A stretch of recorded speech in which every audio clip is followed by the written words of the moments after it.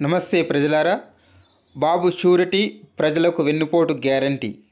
ఎన్నికల ప్రచారంలో మాయమాటలు చెప్పి అబద్ధాలు చెప్పి ఆచరణ సాధ్యం కాని హామీలన్నీ ప్రజల ముందు పెట్టి ఎన్నికలలో ఓట్లు వేయించుకొని ఈరోజు అధికారంలోకి వచ్చిన తర్వాత హామీలు నెరవేర్చలేను అని నిస్సిగ్గుగా చేతులెత్తేసిన చంద్రబాబు నాయుడు గారు, ఇది ప్రజల్ని మోసం చేయడం కాదా?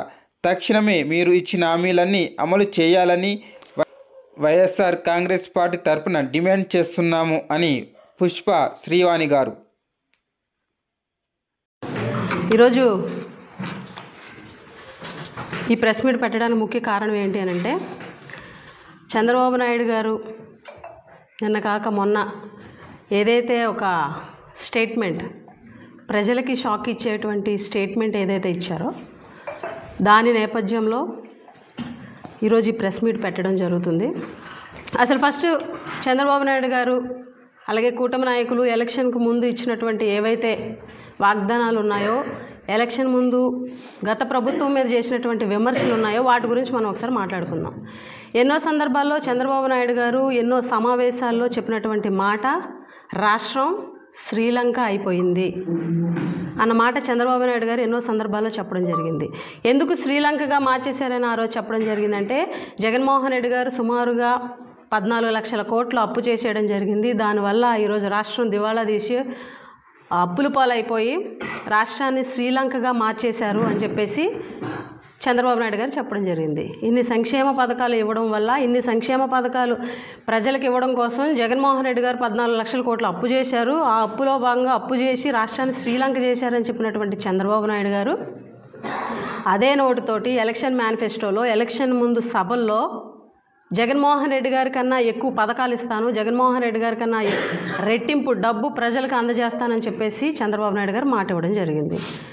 ఏదైతే జగన్మోహన్ రెడ్డి గారు సంక్షేమ పథకాల కోసం అప్పులు చేసి శ్రీలంక చేశారని చెప్పిన నోటుతోటే జగన్మోహన్ రెడ్డి గారి కన్నా ఎక్కువ పథకాలు ఇస్తాను, కానీ నేను అప్పు చేయను, సంపద సృష్టిస్తాను, సంపద సృష్టించి ప్రజలకి సంక్షేమ పథకం జగన్మోహన్ రెడ్డి గారి కన్నా రెట్టింపిస్తానని చెప్పినటువంటి చంద్రబాబు నాయుడు గారు ఎలక్షన్లో ఇచ్చినటువంటి హామీలు సూపర్ 6 సుమారుగా 237 హామీలు మేనిఫెస్టోలో పెట్టి కూటమి నాయకులందరూ కూడా చెప్పి ఎలక్షన్లోకి వెళ్ళి ప్రజలందరికీ జగన్ కన్నా ఎక్కువ డబ్బు ఇస్తాము, అత్యధిక డబ్బు ఇస్తాము, సూపర్ 6 ప్రజలకి డబ్బులు ఫిక్స్ అన్న నినాదంతో ప్రజల ముందుకు వెళ్ళడం జరిగింది.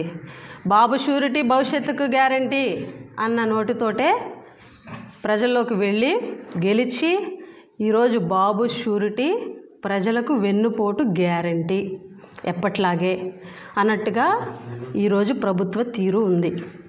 ఎందుకనంటే గెలిచిన తర్వాత, ముఖ్యమంత్రి అయిన తర్వాత, అధికారంలోకి వచ్చిన తర్వాత ఎప్పట్లాగే చంద్రబాబు నాయుడు గారు గతంలో ఈ 40 ఏళ్ళ ఆయన రాజకీయ అనుభవంలో ఎప్పుడు ముఖ్యమంత్రి అయినా కూడా ఎలక్షన్ ముందు ఇచ్చినటువంటి హామీలను పక్కన పెట్టి వాటిని తుంగలో దొక్కి ప్రజలకి ఇచ్చిన హామీలతో పని లేదు అని చెప్పి 5 ఏళ్ళు నడిపించేసి 5 ఏళ్ల చివర మళ్ళీ ఎలక్షన్కి ముందు తాయిలాలు ఇచ్చే విధంగా ఏ రకంగా ఆయన రాజకీయంగా ఈ 40 ఏళ్ళు ఆయన రాజకీయ ప్రస్థానం వెళ్ళిందో ఆయనలో మార్పు రాలేదు. ఈరోజు అధికారంలోకి వచ్చి ప్రజలకు ఇచ్చినటువంటి హామీలను పక్కన పెట్టి ఈరోజు ఏం చెప్తున్నారు? రాష్ట్రం అప్పుల పాలైపోయింది, రాష్ట్రం దివాలా తీసేసింది కాబట్టి ఈరోజు మళ్ళీ రాష్ట్రాన్ని గాడిలో పెట్టి అభివృద్ధి చేసిన డబ్బులతోటి సంపద సృష్టించిన తర్వాత ప్రజలకు ఇచ్చినటువంటి హామీలు, సంక్షేమ పథకాలు నెరవేర్చగలను, లేకపోతే చెయ్యలేను అని చెప్పేసి ఈరోజు చంద్రబాబు నాయుడు గారు నిస్సిగ్గుగా చేతులెత్తేయడం మీరు అందరూ కూడా చూశారు.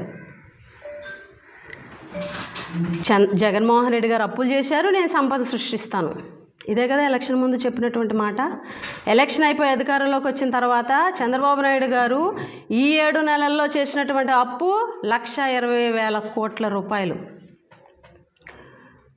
మరి ఆయన అప్పు చేస్తే మీరు సంపద సృష్టిస్తామని చెబితే మీరు సృష్టించాల్సింది సంపద కదా, మరి మీరెందుకు అప్పు ఈరోజు 1,20,000 కోట్లు 8 నెలల్లో తీసుకున్నారని మేము ప్రశ్నిస్తున్నాం. మీరు ఎలక్షన్ ముందు ఇచ్చినటువంటి హామీలు సూపర్ 6, తల్లికి వందనం, 20 లక్షల ఉద్యోగాలు, లేకపోతే నిరుద్యోగ భృతి 3,000 రూపాయలు, అదేవిధంగా దీపం పథకం, సిలిండర్ ఇస్తాను, ఉచిత 3 సిలిండర్లు ఇస్తానని చెప్పి, ఉచిత బస్సు ఇస్తానని చెప్పి, తల్లికి వందనం అని చెప్పి, ప్రతి ఇంట్లో చదువుతున్న ప్రతి బిడ్డకి 15,000 రూపాయలు ఇస్తానని చెప్పి, ప్రతి మహిళకు 18 ఏళ్ళు నిండినటువంటి ప్రతి మహిళకు 1,500 రూపాయలు ఇస్తానని చెప్పి, ఇలా సూపర్ 6 పథకాలు ఎలక్షన్ ముందు చెప్పి మేము సంపద సృష్టించి ఇవన్నీ చేస్తామని గతంలో చెప్పి ఈరోజు అప్పులు చేస్తూ ఇప్పుడు మళ్ళీ ఏం చెప్తున్నారు? సంపద సృష్టించిన తర్వాతే మేము పథకాలు అమలు చేస్తామంటున్నారు. అయితే రాష్ట్రాన్ని గాడిలో పెట్టాలట, అభివృద్ధి చేయాలట, సంపద సృష్టించాలట, అప్పుడు పథకాలు ఇవ్వాలట. అంటే చంద్రబాబు నాయుడు గారు ఎన్నో సందర్భాల్లో విజన్ 2047 అంటున్నారు. అంటే 2047లో అప్పటికి సంపద సృష్టించి అప్పటికి పథకాలు ఇస్తారా? ఎలక్షన్కి ముందు రాష్ట్రం అప్పులు తెలీదా? లేకపోతే రాష్ట్ర బడ్జెట్ పరిస్థితులు తెలీదా?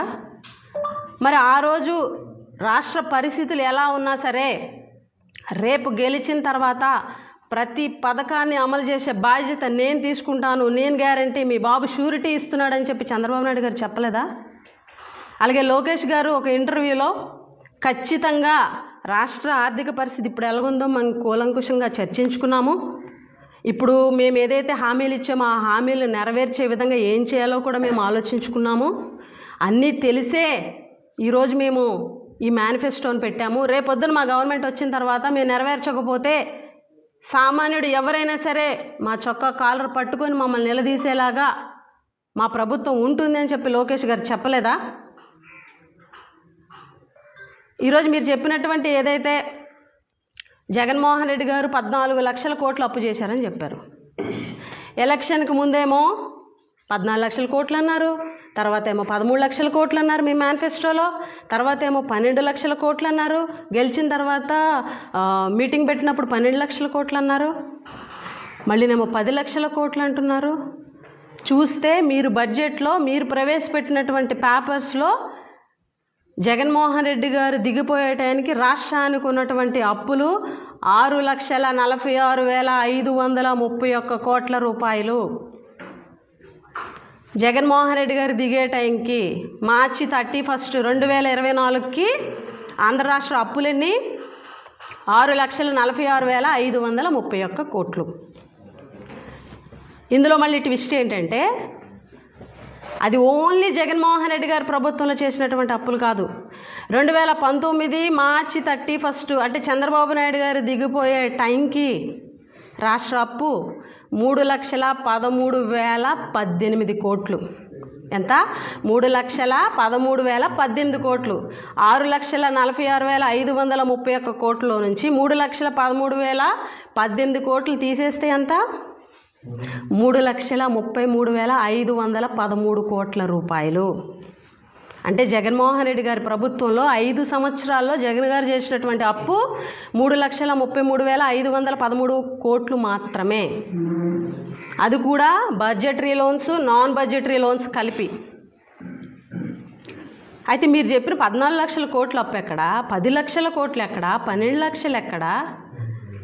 మీరు ఇచ్చినటువంటి బడ్జెట్ పేపర్స్లోనే 6,46,000 కోట్ల రూపాయలు. మీరు ఇచ్చినటువంటి బడ్జెటే కదా ఇది, మీరు ఇచ్చినటువంటి బడ్జెటే కదా. ఈ బడ్జెట్లోనే పయ్యావుల కేశవ్ గారు ఫినాన్స్ మినిస్టర్ గారు చెప్పినటువంటి లెక్కలే కదా. 6,46,000 కోట్ల రూపాయలు అప్పు జగన్మోహన్ రెడ్డి గారు దిగిపోయే టైంకి, అంటే 2024 మార్చి 31కి చంద్రబాబు నాయుడు గారు ఉన్నప్పుడు చేసినటువంటి అప్పు 3,13,018 కోట్ల రూపాయలు.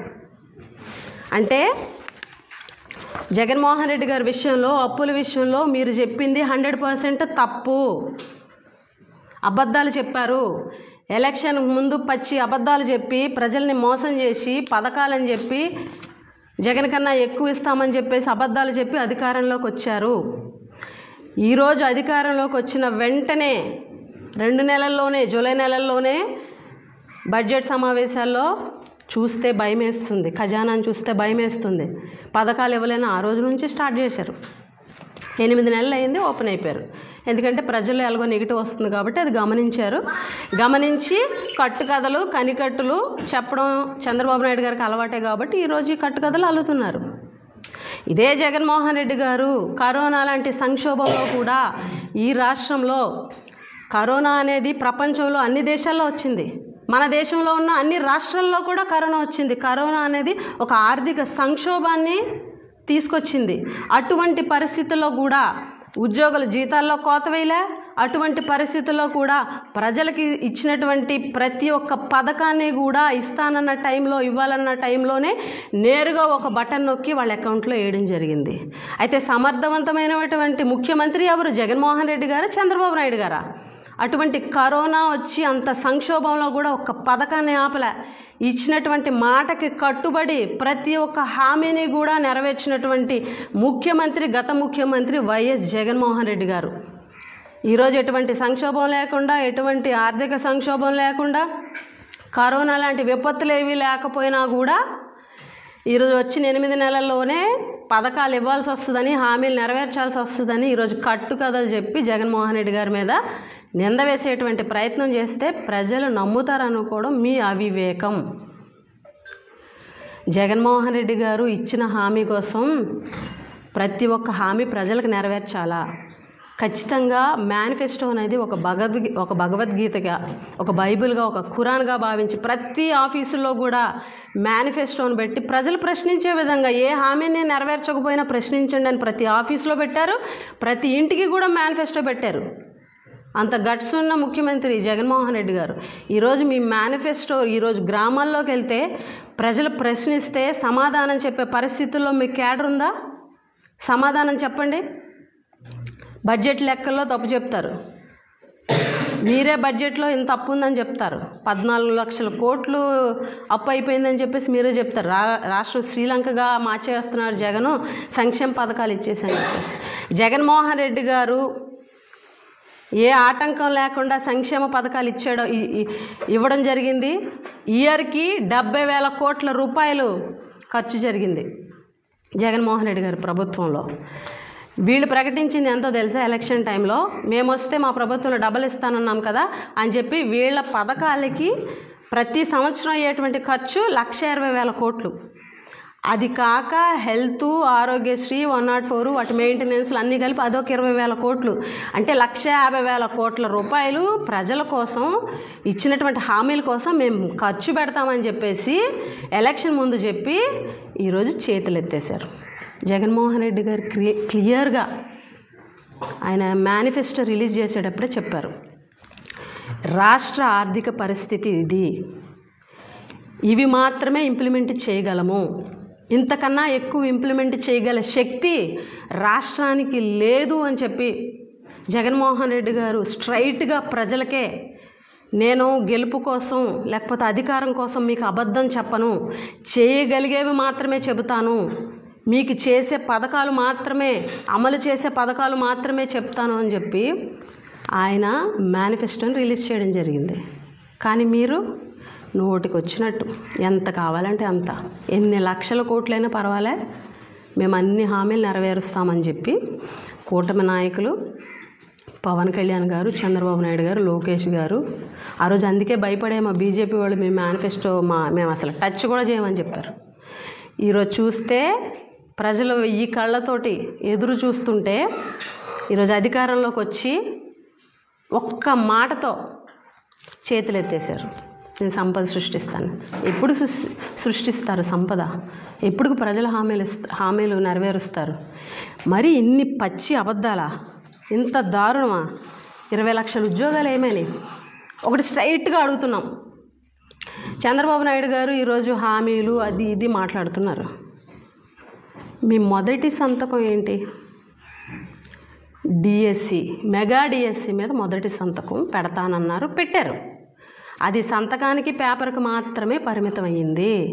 ఈరోజు ఎంతోమంది పాప నిరుద్యోగులు ఆ డిఎస్సి నోటిఫికేషన్ వచ్చేసిందని చెప్పేసి ఎగ్జామ్ ఎప్పుడు పెట్టేస్తారో అని చెప్పి ఈరోజు చిన్న చిన్న జాబులు చేసుకునే వాళ్ళందరూ లాస్ ఆఫ్ పేలు పెట్టుకొని ఇళ్ళు వదిలేసి, పిల్లల్ని వదిలేసి, భార్యలను వదిలేసి ఎక్కడో వెళ్ళి కోచింగ్ సెంటర్లోని ఒక పూట తింటే ఒక పూట తినకుండా కష్టపడి చదివి 1000 కళ్ళతో ఎదురు చూస్తుంటే ఈ రోజుకి ఎగ్జామ్ పెట్టలేదు, కనీసం దాని జాడే లేదు. ఈరోజు రోడ్డు ఎక్కుతుంటే వాళ్ళకి సమాధానం చెప్పేటువంటి పరిస్థితిలో మీ ప్రభుత్వం ఉందా? కనీసం ఒక్కళ్ళైనా పట్టించుకునేటువంటి నాదుడు ఉన్నాడా ఈ రాష్ట్రంలో? నిరుద్యోగులను మోసం చేశారు, రైతులను మోసం చేశారు, మహిళలను మోసం చేశారు. ప్రతి ఒక్క వర్గాన్ని ఈరోజు మోసం చేసి ఎవ్వరికి కూడా ఈరోజు జీవితాలు నాశనం అయిపోయే విధంగా ఎంతోమంది పిల్లలు ఈరోజు అమ్మఒడి లేక, అమ్మఒడి రాక ఎంతమంది డ్రాప్ అవుట్లు అయిపోతున్నారో ఒకసారి గ్రామాల్లోకి వెళ్ళి చూడండి. రైతులకు పెట్టుబడి సాయం లేక వాళ్ళు ఎంత నష్టపోతున్నారో ఒకసారి వెళ్ళి చూడండి. మహిళలకి ₹1 ఆదాయం ఈ ప్రభుత్వం నుంచి ₹1 కూడా ఏ పథకం రూపంలో రాకపోవడం వల్ల వాళ్ళు ఎన్ని బాధలు పడుతున్నారు, వాళ్ళు ఎన్ని ఇబ్బందులు పడుతున్నారో వెళ్ళి చూడండి. ఈరోజు తెలుగుదేశం ప్రభుత్వానికి, కూటమి ప్రభుత్వానికి మేము ఒకటే చెప్తున్నాం. జగన్మోహన్ రెడ్డి గారు ఒక బటన్ నొక్కి 2,70,000 కోట్ల రూపాయల సంక్షేమ పథకాలని 5 సంవత్సరాల్లో నేరుగా ఒక బటన్ నొక్కి నేరుగా బెనిఫిషరీస్ ఖాతాల్లోకే వేశారు. ఇదే చంద్రబాబు నాయుడు గారు ఎలక్షన్కి ముందు ముసలామె కూడా నొక్కేస్తుంది బటను, జగన్ నొక్కడం గొప్ప ఏంటన్నారు. మరి ముసలామె నొక్కేస్తుంది అన్న బటన్ ఈరోజు మీరు నొక్కడానికి ఎందుకు అంత ఇబ్బంది పడుతున్నారు? బటన్ నొక్కడం అనేది ఎంత కష్టం ఇప్పుడు అర్థమైందా చంద్రబాబు నాయుడు గారు? 3,33,000 కోట్లు అప్పు చేసిన జగన్మోహన్ రెడ్డి గారు ఈరోజు 5 సంవత్సరాలు జగన్ ఏం చేశాడంటే 2,70,000 కోట్ల రూపాయలు నేరుగా డీబీటీ ద్వారాగా పథకాల రూపంలో వేసాడని చెప్తాం. 3,33,000 కోట్లు అప్పు చేశాడు. జగన్ ఏం చేశాడు అని అంటే ఈరోజు ఉద్దానం గురించి కానీ, పోర్ట్స్ గురించి కానీ, మెడికల్ కాలేజీల గురించి 17 మెడికల్ కాలేజీల గురించి కానీ, ఇంజనీరింగ్ కాలేజ్ గురించి కానీ, లేకపోతే నాడు నేడు స్కూల్స్ గురించి కానీ, నాడు నేడు హాస్పిటల్స్ గురించి కానీ ధైర్యంగా చెప్పుకోగలం. వైఎస్ఆర్ కాంగ్రెస్ పార్టీలో ఉన్న ప్రతి కార్యకర్త జగన్మోహన్ రెడ్డి 5 సంవత్సరాలు ఏం చేశాడనంటే ప్రతి కార్యకర్త కాలర్ ఎగరేసుకొని జగన్మోహన్ రెడ్డి గారు ఇదిగో ఇది చేశారు 5 సంవత్సరాలు అని చెప్పే ధైర్యం జగనన్న మాకు ఇచ్చారు. ఈరోజు 8 నెలల్లో మీరేం చేశారంటే ఈరోజు తలదించుకొని వెళ్ళిపోయేటువంటి పరిస్థితి మీ కార్యకర్తలకు వచ్చిందని అంటే మీరు సిగ్గుపడాలని చెప్పి ఈ సందర్భంగా తెలియజేస్తున్నాం. పోరాటాల నుంచి పుట్టినటువంటి పార్టీ వైఎస్ఆర్ కాంగ్రెస్ పార్టీ. ఎప్పుడూ కూడా ప్రజా సమస్యల విషయంలో, ప్రజలకు అండగా ఉండే విషయంలో, ప్రజా సంక్షేమం విషయంలో జగన్మోహన్ రెడ్డి గారి తర్వాతే ఎవరైనా. ఖచ్చితంగా మీరు ఏదైతే హామీలు ఇచ్చారో, ఏవైతే పథకాలు ప్రజలకు ఇస్తానని మాట ఇచ్చారో ప్రతి ఒక్క పథకాన్ని కూడా ప్రజలకి అమలు చేసే విధంగా ఖచ్చితంగా వైఎస్ఆర్ కాంగ్రెస్ పార్టీ ప్రజల తరపున పోరాటం చేస్తుందని చెప్పి ఈ సందర్భంగా తెలియజేస్తూ, ఇప్పటికైనా చంద్రబాబు నాయుడు గారు బుద్ధి మార్చుకొని ఇచ్చినటువంటి హామీలను నెరవేర్చి ప్రజలకు చేస్తానన్నటువంటి పథకాలు ఇచ్చి ప్రతి ఒక్కరిని కూడా ఆదుకోవాలని మీ ద్వారాగా ఈ కూటమి ప్రభుత్వాన్ని డిమాండ్ చేస్తున్నామని చెప్పి ఈ సందర్భంగా తెలియజేస్తున్నాం.